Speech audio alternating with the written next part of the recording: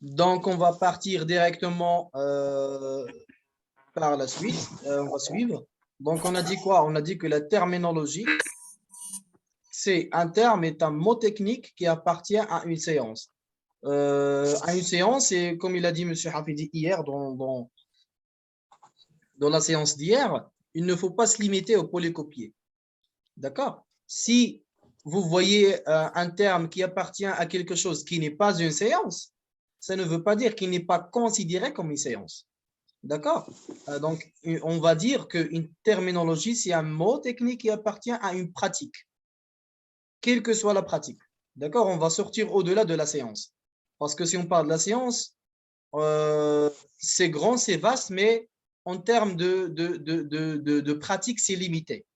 Alors qu'on a d'autres pratiques qui ne sont pas des séances, comme les termes, comme vous voyez ici dans l'exemple judiciaire, donc voilà, donc judiciaire, littéraire, artistique, et ainsi de suite. D'accord? Donc, là, ce ne sont pas des séances, mais ce sont aussi des pratiques qui peuvent être considérées comme des séances, puisque ça demande un pouvoir cérébral, une conscience, une moralité, ça peut être des métiers, etc. Donc, un terme est un mot technique qui appartient à une séance. OK? Et par la suite, il y a plusieurs terminologies judiciaires, médicales, mathématiques, scientifiques, physiques, astronomiques, etc. Donc, tout terme qui appartient à une catégorie, on va dire que qu'il a une terminologie qui va avec ce terme-là. Comme par exemple ragie avec hémorragie, d'accord? Logie avec sociologie, physiologie, etc.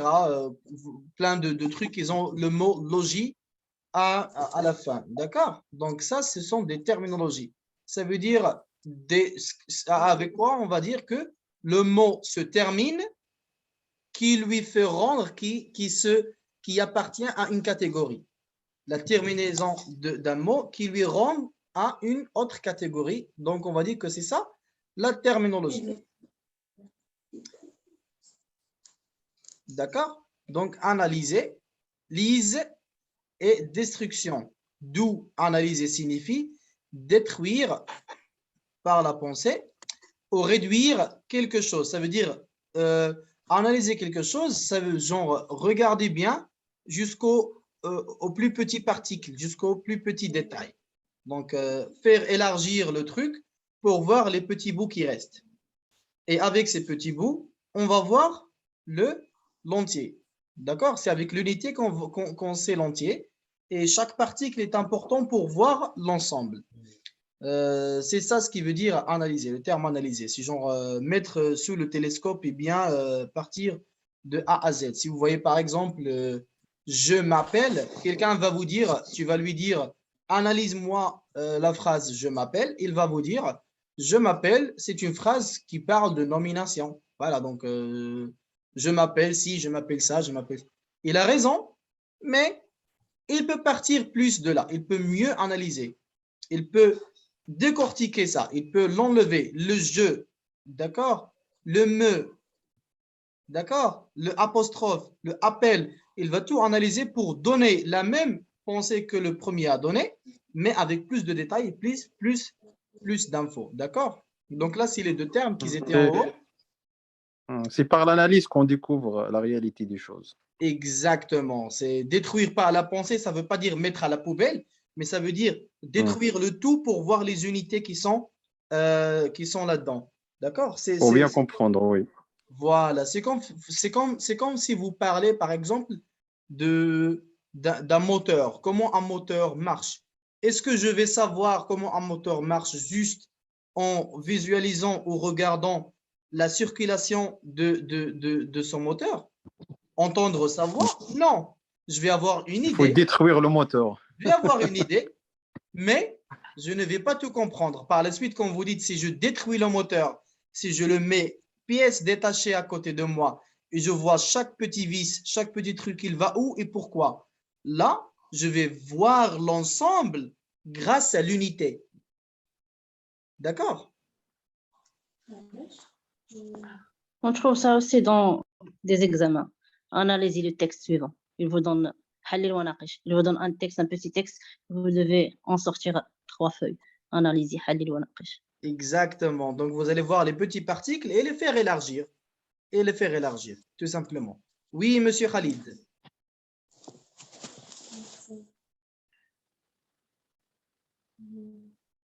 Oui, monsieur Khalid.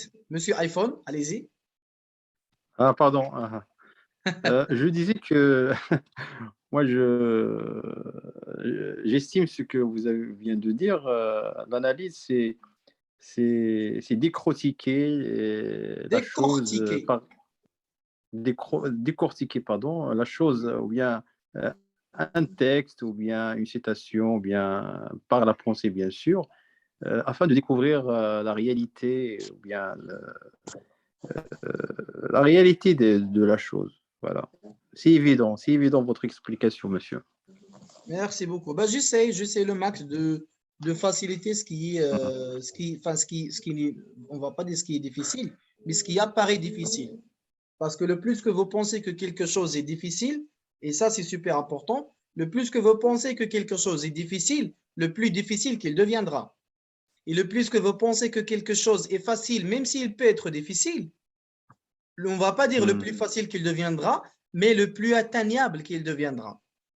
Donc, on peut l'atteindre si on pense que c'est facile, même si c'est difficile. Je m'en fous. Si quelqu'un me dit que ça, c'est difficile, je n'ai pas compris, ça ne veut pas dire que ça va être difficile pour moi aussi. C'est difficile pour lui parce que lui, il a pensé que c'est difficile et c'est devenu difficile. Son cerveau, il s'est fait bloquer sur cette idée. Alors que si vous essayez de vous dire que tout est facile, ah ben, tout va devenir atteignable. On ne va pas dire tout va devenir facile. Ça demande du travail quand même, mais ça va devenir à la portée, atteignable à vous tous. D'accord? Et c'est ce que j'essaie de faire. J'essaie de vous montrer que même ce qui est difficile, c'est atteignable. D'accord? Voilà. Donc, la catégorie, on a dit que qui dit catégorie dit classe. Ça veut dire catégorie, déjà, de base, parle du genre de quelque chose. Une catégorie de personnes, ça veut dire un groupe de personnes qui est différent à l'autre groupe de personnes. Une catégorie Qui ont si vous voulez, de caractéristiques, de romans, de personnes, de voitures, qui parle de catégorie, parle de classe. D'accord? Donc, qui dit catégorie dit classe, dit ensemble, parce que quand on va classifier quelque chose, on ne va pas classifier l'unité. La catégorie ne signifie pas l'unité, mais signifie le groupe, c'est-à-dire signifie l'ensemble. D'accord? Si je dis par exemple la catégorie de voitures sportives, je ne parle pas de Mercedes, parce que là, j'ai pris une unité. Mais si je dis les voitures sportives, donc c'est un groupe de toutes les voitures qui ressemblent à Mercedes. Je parle de l'ensemble de Mercedes, de Porsche, de Bentley, de Ferrari, de Bugatti, de toutes ces voitures qui vont rapides. Je parle de ça. Donc ça, c'est les voitures sportives, par exemple. Les voitures classe, je parle de Rolls-Royce. Je parle aussi, il y a des classes Mercedes, etc. Donc, je suis dans la catégorie spécifique de chaque voiture, mais là-dedans aussi, il y a plusieurs unités. Si je dis par exemple la catégorie de moi, non. Moi, je ne suis pas une catégorie parce que je suis une unité. Je suis un seul personne. Mais si je dis la catégorie dont vous parlez, des Marocains, des Français, donc là, j'ai classifié un groupe. Et la catégorie, ça veut dire un groupe ou bien un ensemble.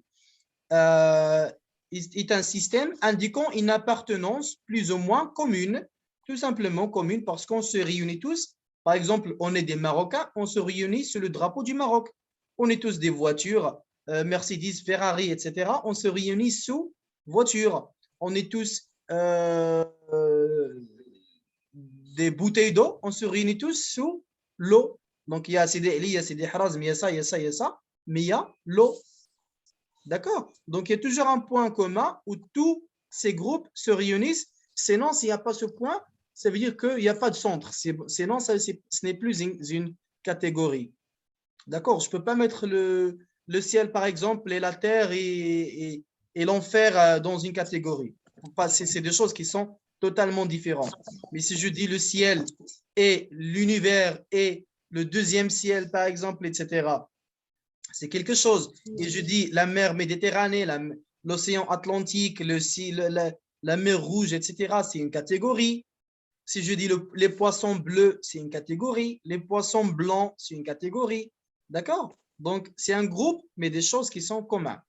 Voilà, ça, c'est le terme en général. En littérature, on a dit que la catégorie relève l'esthétique des genres, des registres tragiques, comiques, bourgeois, avant-gardistes, classiques, etc. Dans un temps donné. Donc, dans un temps donné, dans le temps où ils sont sortis. Parce que jusqu'à là, vous allez voir qu'il y a plein de œuvres, on va dire, qui sont connues jusqu'à aujourd'hui. Et on va parler d'œuvres, on ne va pas parler juste de catégories de récits, mais on va parler plus de tout ce qui est artistique pour mieux comprendre l'image. Donc, on voit bien qui est Shakespeare, on voit bien qui est Victor Hugo, on voit bien qui est Ahmed Shawqi, on voit bien qui est Michelangelo. Pourquoi? Parce que ce sont des gens qui ont pu montrer la beauté de ce qu'ils étaient en train de faire dans leur temps donné. Parce qu'il n'y a personne qui est immortel. D'accord? Donc, il y a immortalité pour tout.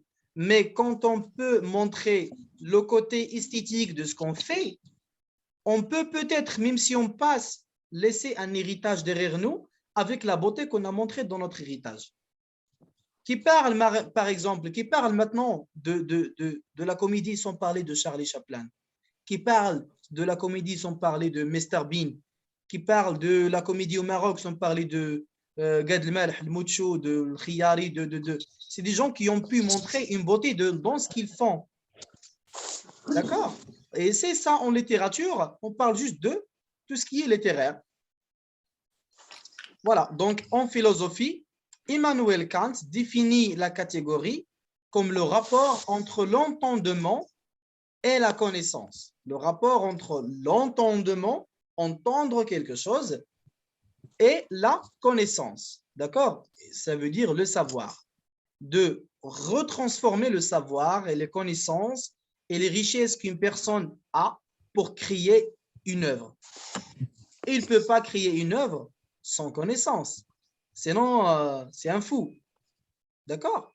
Mais en créant des œuvres, on va dire que voilà, il a pu retransformer son savoir, on va dire abstrait, son savoir qui est intouchable. On voit la personne, mais on ne voit pas qu'est-ce qu'il sait, parce que ce qu'il sait est dans sa tête et dans son esprit, et nous, on n'a pas de visuel sur son esprit. Alors qu'en transformant ce qu'il peut dire ou ce qu'il peut faire d'une manière ou bien d'un canal écrit ou bien oral ou bien, il transforme ce qu'il a abstrait dans ce qu'on dit que c'est concret. Ça devient concret. Il concrétise ses concepts et ses idées dans des travaux littéraires. Et c'est ça ce que dit Immanuel Kant, la transformation de l'entendement et la connaissance. Comme il dit Madame Ilham, l'idrak wal ma'rifa, le savoir et la perception. D'accord? Voilà. Est-ce qu'il y a des questions là-dedans avant que je passe? Monsieur, est-ce que vous pouvez nous donner un exemple concernant la définition philosophique? Un exemple de quoi? Un exemple d'un travail littéraire? Oui. Il y en a plusieurs exemples. Attends, je vais vous donner un exemple. On va dire, mais là, tous les exemples qui tombent de ma tête, ce sont des œuvres anglaises. Alors, Hamlet. C'est qui qui a lu Hamlet? C'est qui a lu Hamlet? Vous connaissez Hamlet, monsieur, ou pas? Non. Hamlet, c'est une œuvre qui a été écrite par William Shakespeare, d'accord? Qui parle du roi de Danemark. Elle a été traduite en français et presque en toutes les langues. Et cette œuvre, elle est super, super, super belle. Pourquoi? Parce qu'il relève un savoir et une connaissance stratégique de comment diriger un pays, comment gérer les ressources, comment régner, d'accord? Et aussi de mettre en place des choses qui sont un peu supernaturelles dans un royaume réel. C'est une histoire d'un vrai roi de Danemark, d'accord? Voilà. Donc, ça parle des étoiles, ça parle des guerres, ça parle de trahison, ça parle des esprits, d'accord? Ça parle de meurtriers, ça parle de générosité, ça parle d'amour, ça parle de tragédie, ça parle de la joie. Donc, c'est des concepts que c'est difficile à mettre dans une œuvre. D'accord? C'est pas facile de mettre en place quelque chose de tragique avec quelque chose de joyeuse.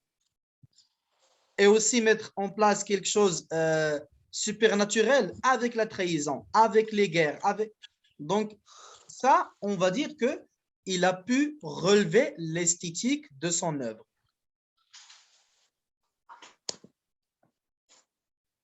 Vous voyez? Merci, merci, oui. Et ça arrive dans tout, pas juste dans William Shakespeare, ça arrive dans toutes les grandes œuvres. Victor Hugo, dans l'œuvre de Antigone, dans La boîte à merveilles, La planète des singes, dans tous ces genres d'œuvres, ils ont un goût, un savoir-faire qui a été retransformé en pièces concrètes.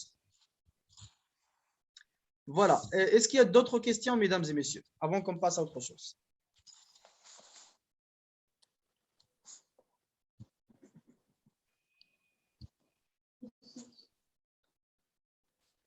D'accord. Donc, je pense qu'il n'y a plus de questions. OK. Alors, le récit. Le récit. Qui peut bien lire, s'il vous plaît? Le récit, usuellement, c'est le fait de relater, raconter, dire un fait des événements. Exemple, conversation entre amis. Le récit, discours oral et parfois écrit d'événements réels ou fictifs. Exemple, un roman, un article de journal. C'est aussi l'action de raconter. Ça renvoie donc à la narration. Exemple, un personnage qui parle à un autre dans un roman. C'est aussi l'objet littéraire, c'est-à-dire une œuvre, un ouvrage, un texte complet, mais ça peut aussi être un fragment dans une œuvre. Exemple, au théâtre, la bataille est représentée par récit. Je pense que ici, c'est ma réponse c'est la réponse de ma première question quand je vous ai posé la différence entre les récits et la narration. Et ça se voit que la narration, ça fait partie de récit. Récit, c'est beaucoup plus général. Il comporte plusieurs types. Ça peut être une conversation, un roman, ça peut être une pièce théâtrale. Et voilà. Oui, oui, exactement. C'est ce que j'ai compris. Des fois, monsieur Khalid, des fois, essayez de pouvoir apprendre les choses du contexte.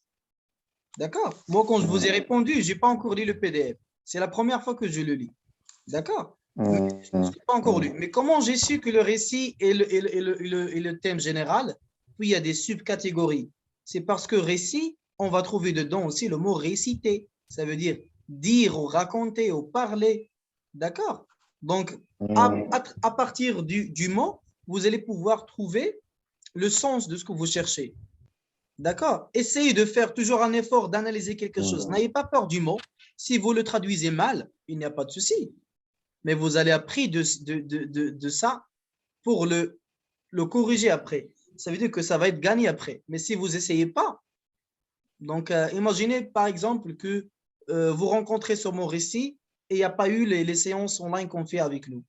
Donc, ça va être un peu difficile pour vous de le décortiquer parce que vous allez attendre de trouver la réponse pour le copier ou bien que quelqu'un vous dit la réponse. D'accord? Alors que par la suite, non. Essayez de le décortiquer vous-même avec déjà le tas ou bien le temps de savoir et de connaissances et le cumul que vous avez déjà.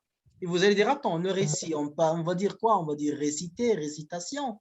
Donc, ouais, donc ça se dit, ça veut dire ça peut ici signifier ça, donc ça peut être ça peut être ci.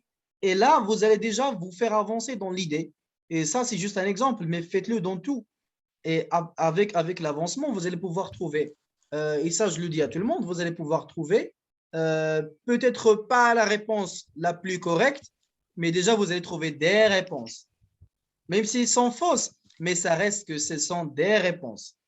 D'accord? Après, quand les gens vont vous corriger, vous allez voir que les autres réponses que vous avez trouvées, déjà, vu que vous les avez trouvées, ça ne veut pas dire qu'ils n'existent pas. Ça veut dire que ce sont aussi des réponses, mais de autre chose. Tu vas dire à quelqu'un, par exemple, le récit, c'est ci ou bien c'est pas ça. Il va vous dire non, Sarah, c'est ça. Mais le récit, c'est ça. Alors là, vous avez gagné deux choses. Vous avez gagné le récit et ça. Mais si vous avez juste, c'est quoi le récit? Il va juste vous répondre par rapport au récit. Après, vous allez lui dire, bah, j'ai essayé de décortiquer le mot et j'ai trouvé que ça peut signifier à ça, à ça, à ça, à ça et à ça, et peut-être aussi à ça. Et qu'est-ce qu'il va vous dire? Non, ce n'est rien de ça. Le récit, c'est ça. Mais ça, c'est ça. Et ça, c'est ça. Et ça aussi, ça peut être ça et ça peut être ça. Donc là, vous avez appris tout un tas de choses. Pourquoi? Parce que déjà, vous avez déjà fait un cumul de pensées qui vous a fait trouver des réponses que vous allez transformer après à un savoir quand quelqu'un va les valider en étant des vraies ou des fausses réponses. D'accord, monsieur Khalid? Oui, c'est bien. Merci. C'est ma C'est évident. manière de faire et ça me sert très, très, très bien. Et je ne vais pas vous mentir, j'ai validé plusieurs trucs avec cette manière. D'accord? Donc, L'essentiel, c'est d'essayer. exactement. Il faut essayer. Il faut essayer. Il faut essayer. Si on Voilà. n'apprend pas, si on ne réussit pas, on va apprendre dans notre échec. Donc, même l'échec, on va dire que c'est une réussite. Exactement, oui. Le seul échec, c'est C'est quand par on là, fait rien. c'est qu'on n'essaye pas, voilà. Voilà. Cool. Donc, voilà. Donc, on C'est a dit que... Hum. Oui, oui, monsieur, allez-y. Je voulais juste parler de la pédagogie de l'erreur. C'est-à-dire, Oui, c'est par l'erreur qu'on apprend des choses nouvelles. exactement. Exactement. C'est avec l'erreur qu'on avance. D'accord? On va dire ça. Voilà. C'est Oui, tout, c'est tout, exact. c'est tout dans le courant. Tout est dans le Coran. Hum. Regarde dans le Coran, qu'est-ce que le bon Dieu dit? Il dit que كل الناس خطاؤون كل بني آدم خطاؤون وخير الخطائين التوابون. Je ne me rappelle plus dans quel verset il a dit et comment, mais je vous ai donné juste le sens. خير الخطائين التوابون. Donc le Dieu, il sait que vous allez mettre des erreurs. Et pourquoi il va nous laisser? Lui, il nous aime beaucoup. Tellement il nous aime, il va nous laisser faire des erreurs. Mais c'est pas logique. Tant qu'il nous laisse faire des erreurs, c'est pour apprendre. Apprendre nos erreurs. Parce que quand on fait une erreur, on va savoir que c'est quelque chose qui ne se fait pas et on va revenir au chemin droit. Mais quand on ne fait pas d'erreur, nous, on sera des erreurs. Pourquoi? Parce qu'on ne fait pas d'erreur. Voilà. En faisant des erreurs, on fait sortir les erreurs pour nous corriger et pour savoir comment on avance. D'accord? Effectivement. D'accord, voilà. Donc, on a dit que le récit, usuellement, c'est le fait de relater, raconter, dire un fait des événements. D'accord? Comme par exemple une conversation entre amis, un dialogue, quelque chose. Donc là, on va dire usuellement, vu que ça groupe un va-et-vient de paroles entre deux personnes au plus. On a aussi le discours oral et parfois écrit d'événements réels ou fictifs. Quand on dit fictif, c'est la fiction, c'est imaginaire. D'accord? Imaginaire. Par exemple, un roman ou un article de journal. Quand vous vous réveillez le matin dans un café tranquille en train de lire votre journal de sabah ou le maza, ou ça dépend de ce que vous lisez, qu'est-ce que vous trouvez? Vous trouvez un discours d'un journaliste qui vous parle. Il vous parle de quoi? Il vous parle de ce qui se passe réellement dans le monde. Et on espère bien qu'il dit la vérité. Mais il vous parle de ce qui se passe dans le monde. D'accord? Alors qu'un roman, il vous parle de quelque chose qui se passe dans un monde, mais pas dans le monde. Ça peut être le monde de l'auteur. Ça peut être le monde du fils de l'auteur. Mais ça nous montre qu'il y a une inspiration de quelque chose qui nous ramène ce monde imaginaire vers nous. D'accord? On peut aussi dire que le récit est l'action de raconter, ou bien ça renvoie donc à la narration. Donc, le fait de raconter, c'est la narration. Quand je dis quelque chose, quand vous lisez par exemple un livre et vous trouvez c'est qui parle? C'est le narrateur qui vous met en place dans l'histoire.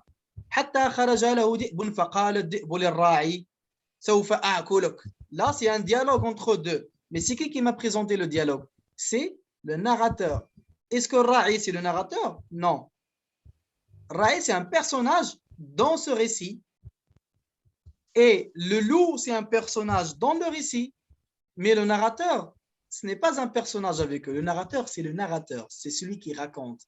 Et le narrateur, il n'est pas seulement dans les récits littéraires comme ça, les pièces écrites. On le trouve aussi dans les pièces théâtrales. Des fois, tu as les gens qui font semblant de jouer quelque chose et vous avez une personne qui marche comme s'il était invisible à côté d'eux et qui vous dit voilà, eux, ils sont en train de faire ça, le péché, de ci, de ça. Il parle, il sort. Il vous met en place de l'histoire, il sort. Est-ce que les autres, ils l'ont vu? Non.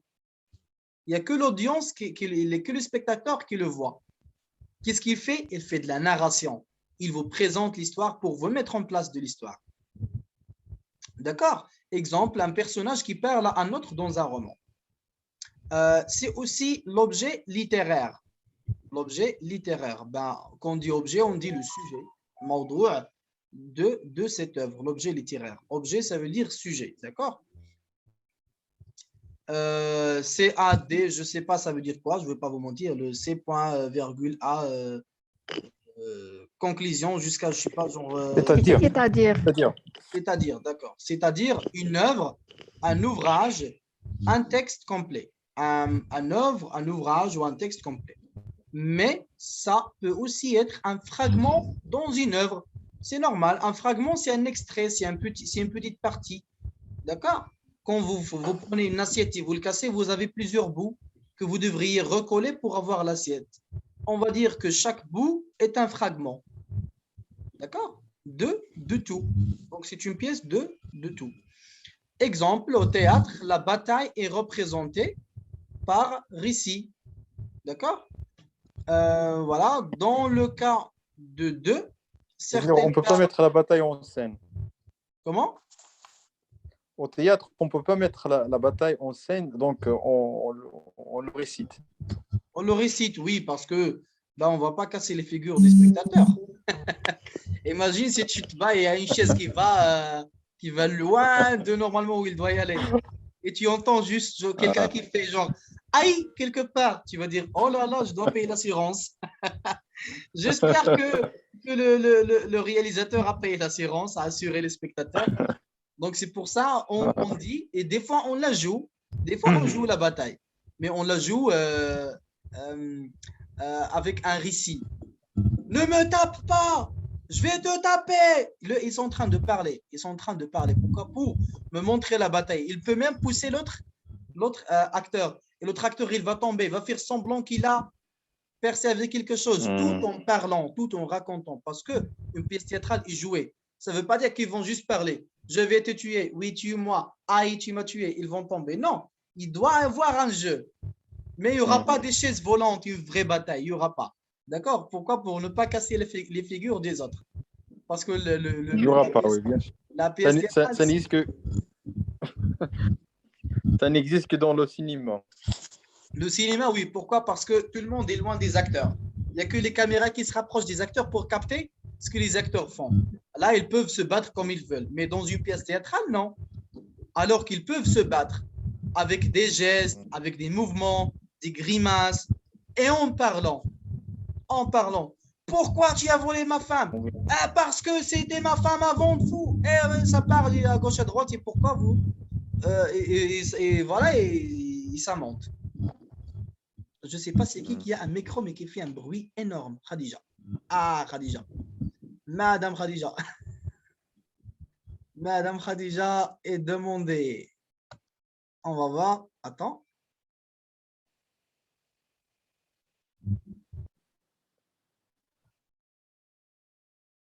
Essayez, Madame Khadija, d'éteindre votre micro parce que ça fait un peu de bruit. Voilà.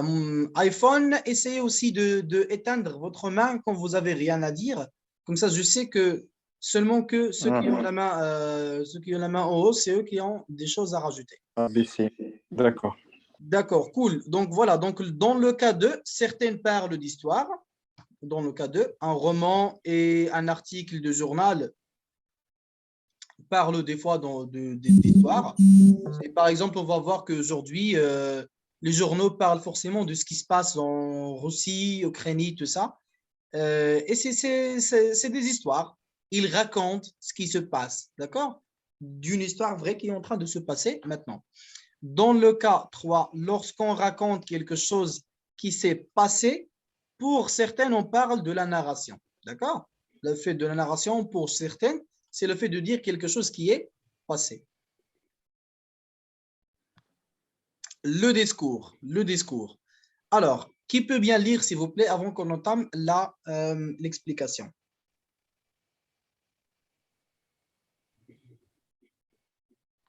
Oui, Madame Kultuma, vous voulez lire?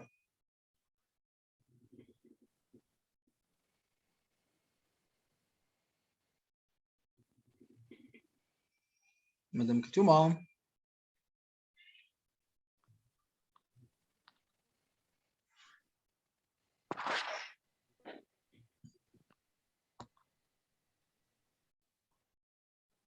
D'accord. On va voir. Malika. Oui, Madame Malika, vous pouvez lire si vous voulez. Ok, d'accord. Le discours, dans le discours, il y a curseur. Au sens commun, usuel, il est un développement oratoire sur un sujet donné. Discours royal, par exemple, en littérature, un discours est la version écrite d'un élément oral. Ça peut être un genre, ouvrage qui peut être traité, un essai sur un thème ou une question. Exemple, Descartes. Le discours de la méthode. Descartes nous présente le discours de la méthode. Bossuet, ou bien Bossuet, ou ما عرفتش كنقراها. Bossuet, oui.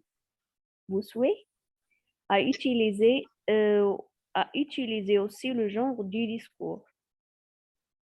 L'acceptation, sens de ce terme, n'est pas toujours ni totalement identique en linguistique, la forme, le mot, et en littérature, le fond, le thème. Émile Benveniste, élément de discours. D'accord. Donc, le discours, pour vous faciliter, c'est quoi un discours? En arabe, on dit al-khitab. Al-khitab. Quelqu'un qui est là pour dire quelque chose, c'est un discours. D'accord? Donc, dans discours, il y a cursus. Quand on voit cursus, c'est un chemin, massa, d'accord, un cursus. Un chemin de quoi? Un chemin de ce qu'il raconte, tout simplement. Ce qu'il raconte, il va avoir un chemin. Il ne va pas parler juste comme ça. Quand on a un discours de quelqu'un, c'est parce qu'il veut nous envoyer certaines idées. Il veut nous parler de quelque chose qui a été fait ou bien quelque chose qui doit être fait. D'accord? Comme ce qu'on voyait tout le temps, par exemple, quand il y a comment dirais-je, quand il y a eu le corona, il y a eu le monsieur qui était dans la télé, As'ilat Corona, qui parle à des gens. Qu'est-ce qu'il fait? Il donne un discours de ce qui s'est passé, combien de gens sont morts, combien de gens sont guéris, combien de ci, combien de ça. Pourquoi? Parce qu'il a un chemin à suivre pour mettre en ordre tout ce bazar d'informations qui vont à gauche à droite vis-à-vis Corona dans ce temps. D'accord? Donc, le roi aussi, quand il parle dans la fête du trône ou quelque chose comme ça, c'est un discours. Qu'est-ce qu'il commence? Sha'bi al-Aziz, ça veut dire qu'il parle avec son peuple, il commence à dire ce qu'il a à dire. C'est un discours aussi. au sens commun, usuel, il est un développement oratoire. Voilà, un développement de quoi? De messages, de choses qui se passent oralement, d'accord? Parce qu'il vous parle oralement sur un sujet donné, n'importe quel sujet. Ça peut être Corona, ça peut être autre chose. Discours royal, par exemple. Par exemple, comme on vient de dire, le discours royal que le roi dit dans la fête du trône. D'accord? Tout le monde dit, tout le monde écoute. Et pourquoi on écoute? Parce qu'on veut savoir ce que le roi va dire. En littérature, un discours est la version écrite d'un élément oral. Oratoire, oral. D'accord, Mbaka? Oratoire qui va dans le canal oral. Un discours est la version écrite d'un élément oral. D'accord? Donc, quand on voit de la littérature, un travail littéraire, avant, il n'y a pas eu des caméras et des vidéos et tout pour filmer les travaux littéraires ou bien les discours littéraires. C'est-à-dire qu'ils étaient écrits. Ce que je dis, je l'écris. Comme ça, je le dis. Et la version écrite, il sera archivé. D'accord? Il sera mis en archive. Il sera tamponné, cacheté. Comme ça, le jour J, monsieur a dit dans sa parole. Qu'est-ce qu'il a dit? Et tu ouvres la lettre. Et tu lis le discours. Donc, c'est ça ce qu'il a dit. D'accord? Et même dans des gens... Cela veut dire... Excusez-moi, est-ce que cela veut dire que le discours est toujours écrit? C'est-à-dire obligatoirement, il doit être écrit. Je n'ai pas dit que le discours est toujours écrit, mais ça dépend de quel discours. Si on parle d'un discours, par exemple, d'un roi, normalement que ça va être écrit, parce que ça doit être enregistré pour les siècles à venir. Le discours littéraire, Voilà. c'est un travail littéraire. Mais mon discours, par exemple, quand je me présente... Le discours religieux, par exemple. Exactement, ça doit être écrit. Ça doit être écrit. Le ferai, par exemple, le vendredi, avec le discours qu'il lit, il est à l'avance écrit. Exactement, il est écrit, il est approuvé par le ministère voilà, des affaires islamiques. Pourquoi? Pour qu'il ne dise pas n'importe quoi, pour voir et contrôler ce qui se passe. Donc, obligatoirement, il doit être écrit et approuvé. Exactement, il doit être écrit. Approuvé, ça dépend.